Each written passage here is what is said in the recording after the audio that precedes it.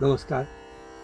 चंद्र राशीप्रमाणे September 2024 या महिन्यातील तूळ राशीसाठी मी आता मार्गदर्शन करू इच्छितो. तूळ राशींच्या लोकांनी आणि व्यक्तींनी आपलं मनस्वास्थ्य अतिशय चांगलं ठेवण्याची गरज आहे. कारण चढ उतार ही जीवनात येतच राहतात, पुढेही येत राहतील.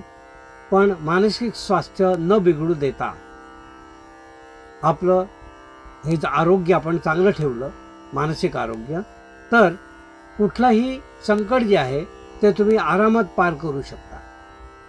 कारण कुठलाही काळ जो आहे तो दीर्घकाळ त्याचा अवलंब होत नाही. तो काही फेज असतो, त्या फेजनंतर त्यात परिवर्तन होतं. त्या तेवढ्या कालावधीमध्ये आपण फक्त थोडंसं संयम आणि त्याचप्रमाणे आपल्यावर कंट्रोल ठेवण्याची गरज असते. तर ती ह्या महिन्यात तुम्ही उत्तम प्रकारे करा आणि आपलं मानसिक आरोग्य अतिशय चांगल्या रीतीने सांभाळा. म्हणजे तुम्हाला कोणतंही संकट तुमच्यावर येणार नाही आणि आलं तरी सहज निघून जाईल. तूळ राशींच्या व्यक्तींना या ठिकाणी असं सांगू इच्छितो की आपल्या प्रकृतीच्या बाबतीत, म्हणजे शारीरिक प्रकृतीच्या बाबतीत तुम्हाला विशेष काळजी करायचं काही या महिन्यात कारण नाही आहे. कारण पूर्वार्धामध्ये थोडी जी काय उलाढाल होईल तेवढीच, पण अन्यथा तुम्हाला काही काळजी करायचं कारण नाही. उद्योगधंद्यामध्ये ज्या काही गोष्टी, व्यापारी जे लोक आहेत जे ट्रेडिंग करतात, त्या ट्रेडिंग करणाऱ्यांना या महिन्यात विशेष फायदा होईल असं दिसून येत आहे. एखादी गोष्ट इकडून घेणे, 4 ठिकाणी विक्री करणे, किंवा एक ठिकाणून घेणे आणि अन्य काही ठिकाणी विक्री करणे, असे जे काही करणारे लोक आहेत त्यांना या महिन्यात निश्चितच काहीतरी चांगला फायदा दिसून येतो. त्या फायद्याच्या अनुषंगाने नवीन क्षेत्रात तुम्ही काही प्रवेश करू इच्छिता तर तो अवश्य करावा. कारण काही गोष्टी तुम्ही अशा ठरवलेल्या असतात की अमुक एक गोष्ट मला किंवा अमुक क्षेत्र मला निवडायचं आहे आणि त्या निवडण्यासाठी मला योग्य संधी हवी आहे.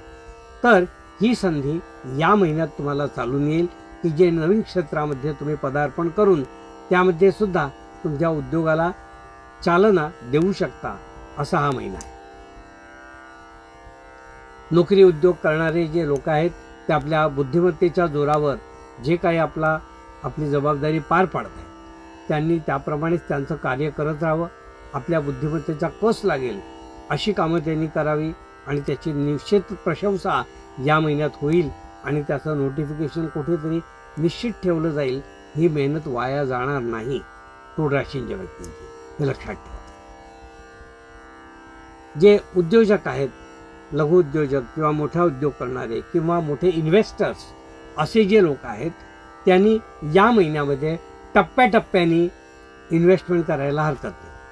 म्हणजे अमुक एक टप्पा घेऊन त्याचा फायदा मिळायला लागला की दुसरा टप्पा, तिसरा टप्पा, असं 4-5 टप्प्यामध्ये आपली गुंतवणूक तुम्ही करत राहा की जेणेकरून त्याचा एक तुम्हाला फायदा निश्चितपणे दिसून येईल.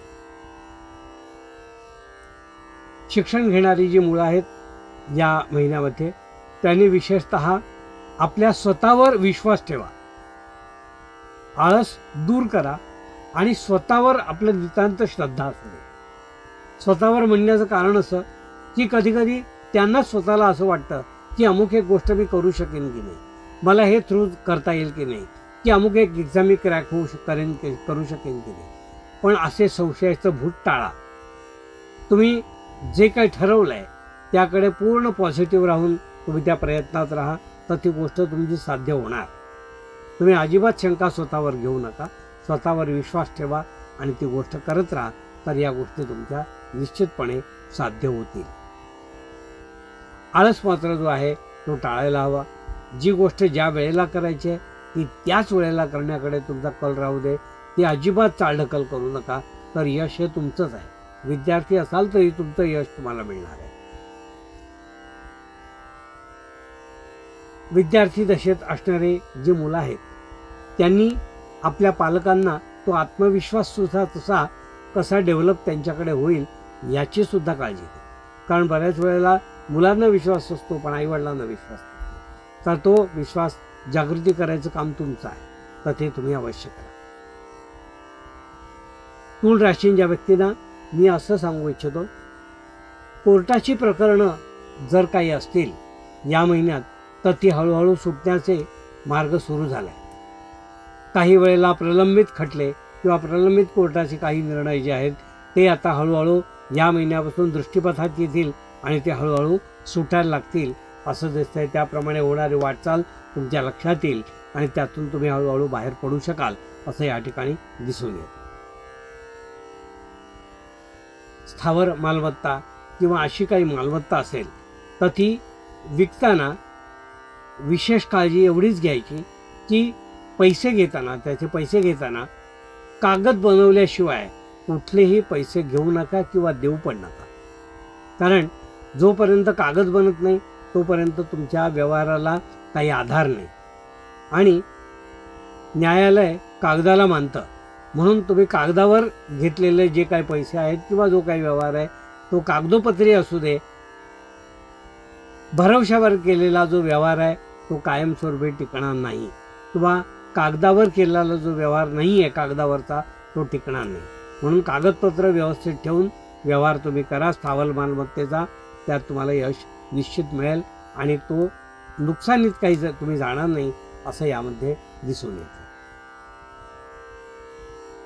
उत्तरार्धामध्ये तुम्ही तुमच्या स्वतःसाठी काही खर्च करायचा तुम्हाला वाटत असेल, काही ट्रीटमेंट घ्यायची असेल, लॉंग टर्म ट्रीटमेंट असेल, 2-3 महिने चालणारी काही खर्चिक ट्रीटमेंट असेल तर ती तुम्ही ट्रीटमेंट या महिन्यात सुरू करू शकता.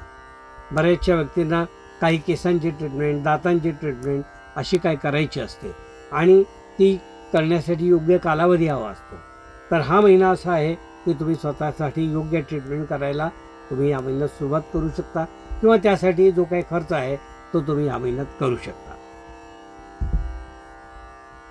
या महिन्यामध्ये दाम्पत्य जी आपल्या बाळाच्या प्रतीक्षेत आहेत त्यांनी विशेष करून प्रयत्न करावा. या महिन्यात त्यांना त्याची निश्चित सुवार्ता मिळेल आणि त्यासाठी त्यांनी प्रयत्न आपले जारी ठेवावेत आणि त्यातून त्यांना निश्चित लाभदायक वार्ता या क्षणी त्यांना या महिन्यात मिळू शकते. हितशत्रू किंवा गुप्तशत्रू यांचा थोडासा उपद्रव या महिन्यात तुळा राशींच्या व्यक्तींना राहील असं दिसतंय. म्हणून त्यांनी या महिन्यामध्ये शिवकवच अवश्य वाचावं. शिवकवच वाचल्याने त्यांचा शत्रूचा उपद्रव, अंतर्गत शत्रूंचा कमी होईल असं मला या ठिकाणी सांगायचं आणि तो उपाय त्यांनी निश्चितपणे करावा.